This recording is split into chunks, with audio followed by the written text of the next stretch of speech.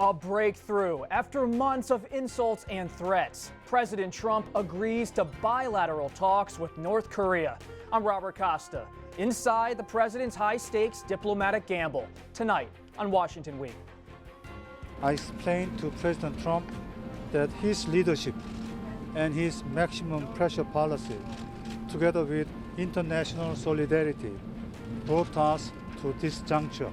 President Trump prepares for a historic face-to-face meeting with North Korean leader Kim Jong-un. Can the deal-maker convince the dictator to dismantle his nuclear program? The president seems cautiously optimistic, writing in a tweet, "Great progress being made, but sanctions will remain until an agreement is reached, meeting being planned." Plus, the long-standing rules of global trade are upended as Mr. Trump signs off on new tariffs on steel and aluminum imports, ignoring opposition from Republicans, White House advisors, and U.S. allies. Japan calls it regrettable, China harmful, and South Korea says the tariffs are unjust. The president remains defiant. The actions we're taking today are not a matter of choice. They're a matter of necessity for our security. We discuss it all with Kayla Tausch of CNBC, Peter Baker of the New York Times, Kimberly Atkins of the Boston Herald, and Manu Raju of CNN.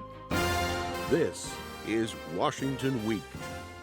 Once again from Washington, moderator Robert Costa.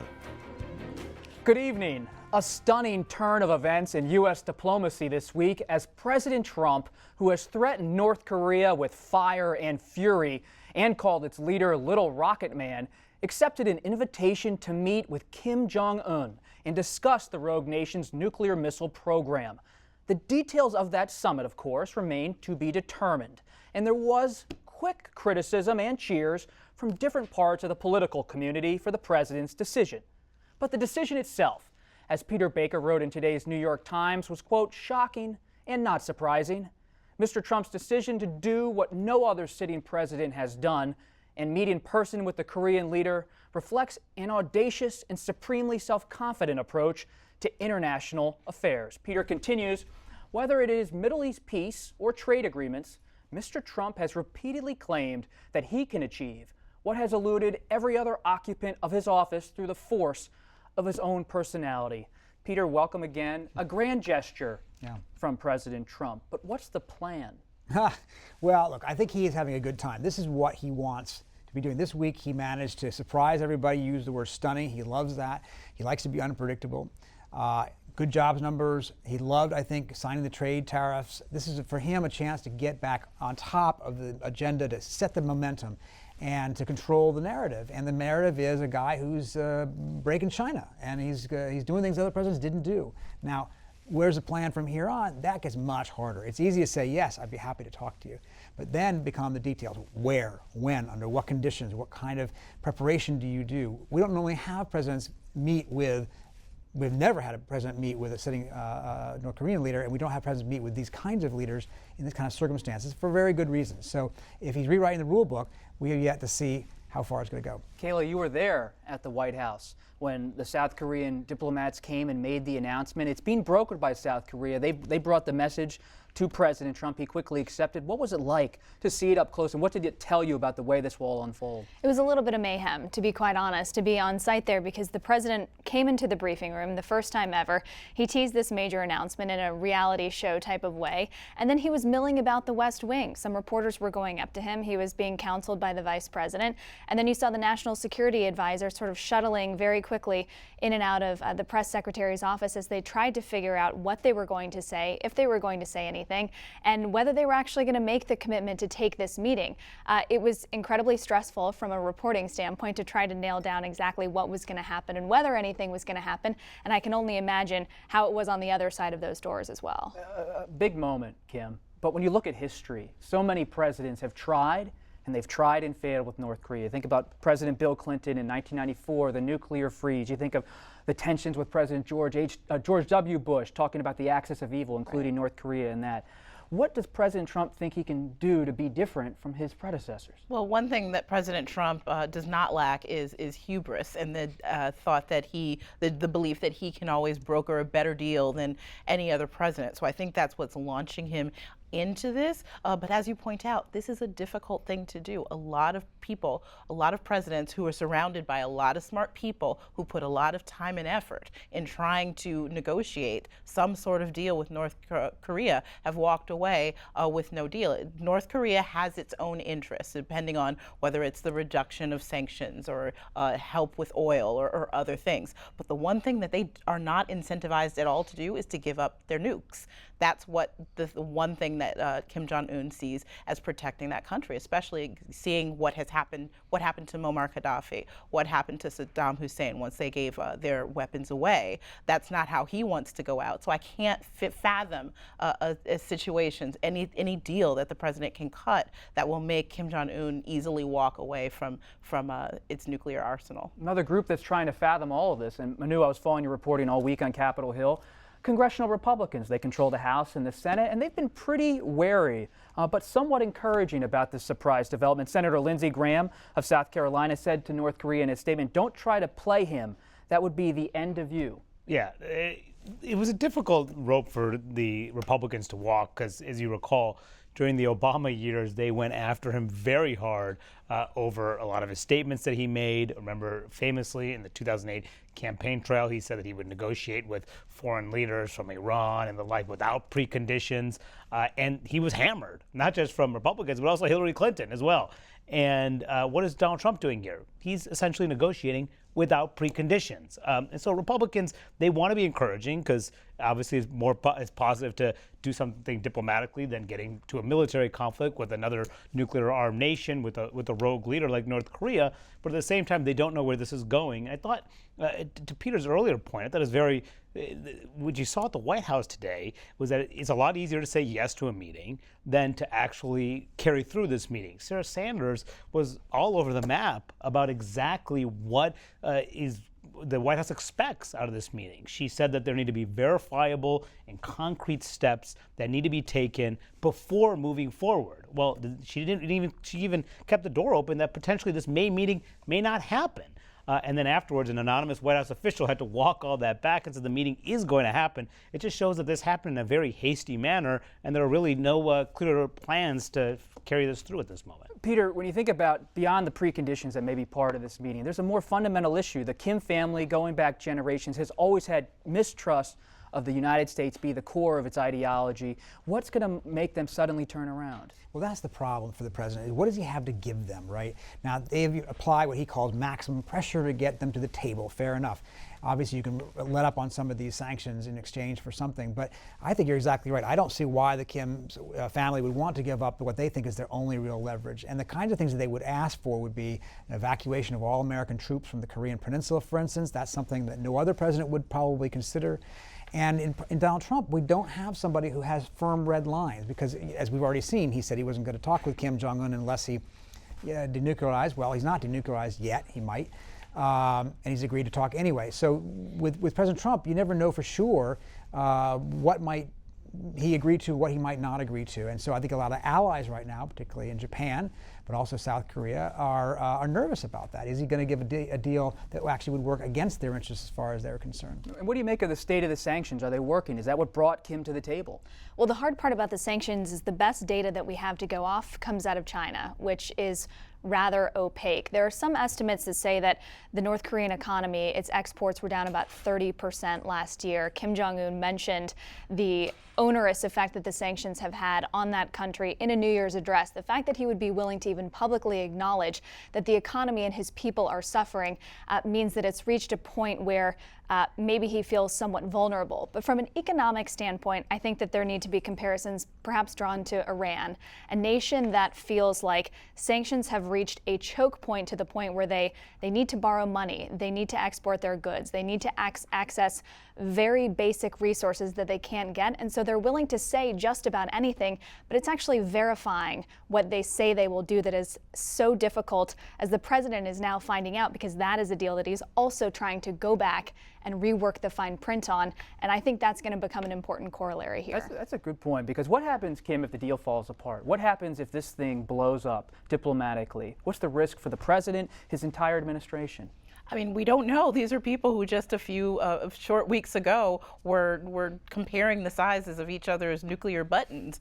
We really don't know what will come out of this type of bilateral meeting between these two people. We don't even know if this meeting will happen. I mean, you're talking about the administration folks going back and forth about what it is. The president tweeted today and saying the meeting, if it happens. Well, he just tweeted tonight. He tweeted right before the show. He said the deal with North Korea is very much in the making and will be, if completed, a very good one for the world. Time and place to be determined. We think maybe Switzerland, maybe a neutral site elsewhere. Yeah, that's what it sounded like. The White House didn't have any real clear answers, but that tweet was remarkable, saying a deal in the making. But the White House completed. And then the White House today suggested the negotiations really haven't even started yet. So what deal is it exactly in the making? A lot of questions, and 2 months is just not a lot of time to resolve these questions. But Peter, you wrote today about the norms in United States politics have been shredded apart by President Trump. Now diplomatic norms being shredded apart. Have we seen in history a president or a leader doing this kind of bold move, and maybe works? Well, that's the argument, right? You know, for all those chattering class people who say that I'm shattering norms, what about Bush? What about Obama? What about Clinton? Didn't work for them, so why not try something new? Why not shatter some norms because the old ways weren't working? Fair argument. But there's a lot of reasons why people haven't done it this way, and we'll see whether he's able to overcome them. You don't normally start off with the top guy in the negotiations. Usually you bring in your lower people first, you see what areas of agreement you might have, see if you can escalate to the higher level until you finally have a deal ready to be made by the two heads of state. You're starting out backwards. You're starting with the heads of state, and presumably then they'll pass it off to the lower level negotiators. And that is a big risk because it could easily blow up in his face, and then you're back to what? The nuclear button, insults and so forth. So there's a lot of risk here. And nothing about this has been normal. I mean, the way that this was rolled out yesterday too, but when you were there, the South Koreans announcing a major policy decision for the United States without the United States making its own public announcement. What a strange situation that I don't think has no precedent whatsoever. We're going to have to leave it there on North Korea, but to that point, President Moon of South Korea, one of the most intriguing characters in this entire drama. He has more of a softer position towards North Korea, trying to handle all the regional relationships. You use President Trump to try to bring down North Korea a little bit in terms of its temperament. What a story. But let's turn to domestic policy and President Trump's decision to move forward with new tariffs on steel and aluminum imports, despite the strong opposition from Republicans and U.S. allies who say the move will spark a trade war. The tariffs will go into effect in about 2 weeks, adding 25% to the cost of U.S. steel imports and 10% to aluminum. Canada and Mexico, however, are exempt from the initial implementation pending NAFTA negotiations. The president's fundamental goal here, to punish countries like China that have flooded the global market. America will remain open to modifying or removing the tariffs for individual nations as long as we can agree on a way to ensure that their products no longer threaten our security. Many Republicans supported more targeted efforts. I actually think there is a better and more effective way to address unfair trade practices, and that is to go after those practices specifically. When you look, Kayla, at what's happening here, there's a big jobs number came out this week. 313,000 jobs in February were added. Unemployment's at 4.1%. Yet the president seems compelled to move on trade. What's been the reaction in the market and in the world? Well, the market reaction was somewhat muted this week because what we saw the president announce was a dramatic softening of what he had previously been suggesting this policy would look like. I mean, it's basically the art of the deal in practice. You say the toughest version of what you think you could possibly do. You get critics to come to the table and basically beg for some sort of tailoring or softening.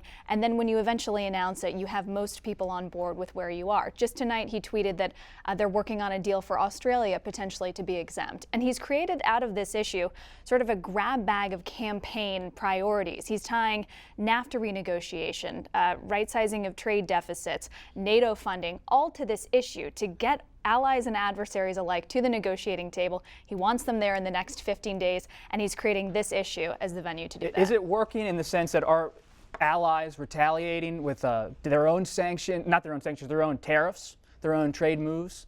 Or are they just trying to negotiate with the president right now? Well, we saw the specter of that back in 2002, 2003, when President George W. Bush announced similar tariffs that were actually higher than what President Trump announced on steel this week. And the WTO overturned that. Europe had a list of politically sensitive goods that they were going to levy equal, if not greater, tariffs on. But the WTO overturned the tariffs before that actually went into place. The Europeans are just dusting off this list from 15 years ago, revisiting a lot of those items. At the end of the day, they are from extremely politically sensitive areas. Wisconsin, Kentucky, you can figure out who they're trying to target there. The politics of this play into it, perhaps, Kim. You look at what's happening in Pennsylvania next week. You have a special election for the U.S. House in steel country. Was that part of the White House's decision-making here? Oh, I'm sure that it was. I'm sure that went into it. And look, this is a president who, when there is chaos and when things aren't going his way, say, for example, with the Mueller investigation, his safe spot, he retreats back